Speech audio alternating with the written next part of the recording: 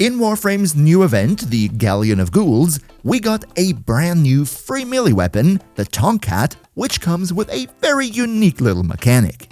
So, even though I'm a little bit late to the party maybe, I still wanted to talk about it, show you how it works, how to build it, because I think it's actually pretty decent. Big shoutouts to all our generous channel members who helped me keep the lights on, and now, let's jump right into it. Now, first of all, I want to quickly go over how you can actually get the Tonkkatt for yourself, and this is the point where I have to apologize because the event is over. But before you click off the video, it will come back very soon, so don't leave me just now. See, the Galleon of Ghouls event happened last weekend, it will happen next weekend and the weekend afterwards. The Tonkkatt was available last weekend, and I'm pretty sure many of you will already have farmed it. Really, you just play this little mission that pops up, it takes a couple of minutes, and then you have everything you need to build it. However, if you missed the event last weekend, that is no issue, because in 2 weeks on the weekend from May the 16th to May the 19th, the event is going to come back for one last time, and it will allow you to farm both the Tonkkatt as well as the other weapon that we're going to get next weekend. So it's not too late just yet. By the way, big shout out to my Twitch chat who reminded me on stream the other day that I still need to farm the darn thing, so without them this video wouldn't happen. By the way, if you want to see me live and chat on stream, then you'll find the link to my Twitch in the description down below. But now, let's take a look at what the Tonkkatt even are and what the important info is. First of all, the Tonkkatt are a Tonfa style weapon, and that means they have access to both Tonfa stances. And the answer here is very simple. You have a dash polarity, so you're gonna use Sovereign Outcast. It's the better stance anyway. There is really nothing else to put in here.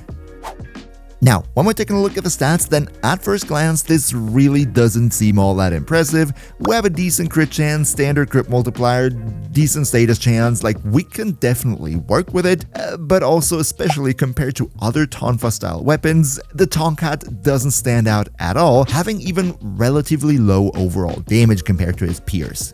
However, there is one special thing about the Tonkkatt, and that is its unique trait that makes it that you get bonus heat damage for 15 seconds, stacking up to 30 times, so a maximum of plus 120% heat damage, whenever you increase your combo multiplier. What that means in practice is, whenever your combo multiplier value in the bottom right of your screen goes up, then you will get one more of those heat stacks. And this unfortunately means if you just stay at a constant 12x multiplier, then your stacks are unfortunately going to time out. So you gotta keep in mind to let your combo multiplier go down every couple of seconds so you can stack it up again and keep the effect active. Another thing that I should absolutely mention here is that the heat damage from this unique trait does not mix and mingle with any other elements that you put on the weapon. So, for example, if you mod electricity onto the Tonkkatt, then with the unique trait on, you will have separate electricity and separate heat on the weapon, and they are not going to combine to radiation, which in my opinion is very nice because it doesn't screw over whatever you're building for. And real quick, before we go on to the builds, if you haven't already, then it would be really cool if you could leave the video a quick like, because it always helps big time with the YouTube algorithm, so cheers so much for your support.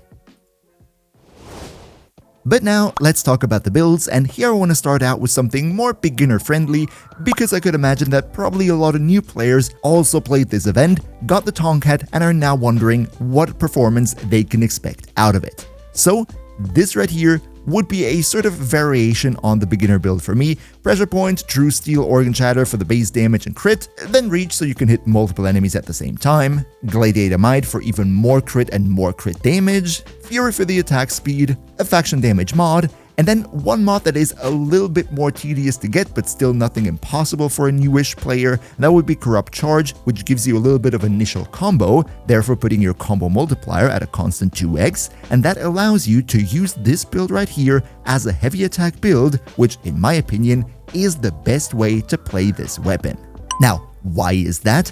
Because of the unique trait. Remember what we said? Whenever your combo multiplier goes up, you get one of those heat stacks. And that naturally means if you play a light attack combo build that is meant to be at ideally a constant 12x multiplier, it's kinda tedious to always keep in mind to let your combo multiplier go down to stack it up again to not lose those stacks. And that's why, in my opinion, a heavy attack build solves this entire issue, because on heavy attack builds, you use stuff like, for example, Corrupt Charge that gives you initial combo, and every time you perform a heavy attack, you will lose your combo counter for a split second, and then it will go back up to that value that your initial combo gives you.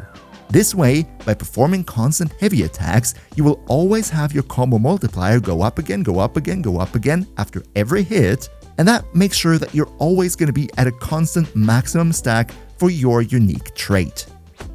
But now that we're already talking about heavy attack builds, let's take a look at a bit more of a endgame sort of build that, in my opinion, is the ideal way to play the Tonkkatt, and that would be a melee afflictions based heavy attack build. See, melee afflictions makes it that whenever an enemy that has a damage over time effect on them gets knocked down or flung up into the air, every damage over time effect on them that is present at that point will gain 6 additional stacks. And the reason why melee afflictions is so incredibly good on Tonfas is that, first of all, Tonfas on heavy attack force proc slash, so you do get guaranteed damage over time effects. Secondly, since Tonfas are essentially 2 separate blades, that means you force proc 2 different slashes, and you also, as you see here, knock down the enemy with every heavy attack, and that means we're having 14 slashes here, 2 slashes being the force proc, and then each and every one of those slashes triggering melee afflictions getting 6 additional stacks, meaning that the 2 slashes that we're forcing on the enemy with every heavy attack will essentially be 14 slashes that will deal a ton of damage over time.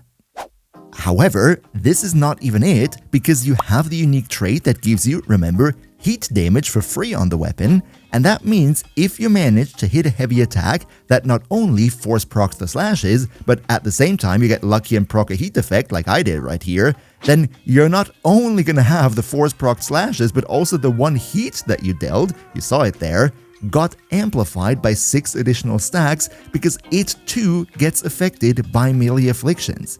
This means that essentially, if you get lucky with the heat procs, one heavy attack can inflict the 2 force slashes plus 2 heat status effect, meaning 14 slash DOTs plus 14 heat DOTs, which on a heavy attack build will deal absolutely incredible amounts of damage, easily taking care of enemies in the hundreds of level range. So, now that I explained how this interaction works, this right here would be the build that I use. You go for Prime Pressure Point for the base damage. If you have a primer, you would replace it with Condition Overload to deal, more damage.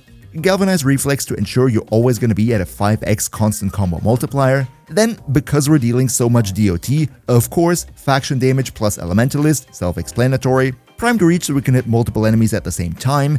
And then also natural for heavy attack builds, Sacrificial Steel given a whole ton of crit chance, combined with Amalgam Organ Shatter for the crit damage and wind-up speed, and then Berserker Fury for the other half of the animation to make sure that that is also relatively quick.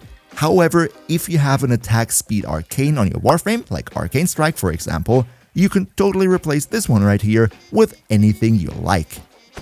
And then finally, because this is of course a melee weapon, we naturally do need to talk about melee influence, which guess what, it is possible on this weapon, because your additional heat damage from the unique trait doesn't intermingle with the modded effects, so you can mod electricity onto it, trigger melee influence, it's gonna clear the entire room no problem like any other melee with melee influence on it, absolutely nothing special, and in my opinion, this right here is just not a melee influence weapon. Of course it works, but I find it just way more satisfying to play as a heavy attack and deal those disgustingly strong DOT ticks in the millions.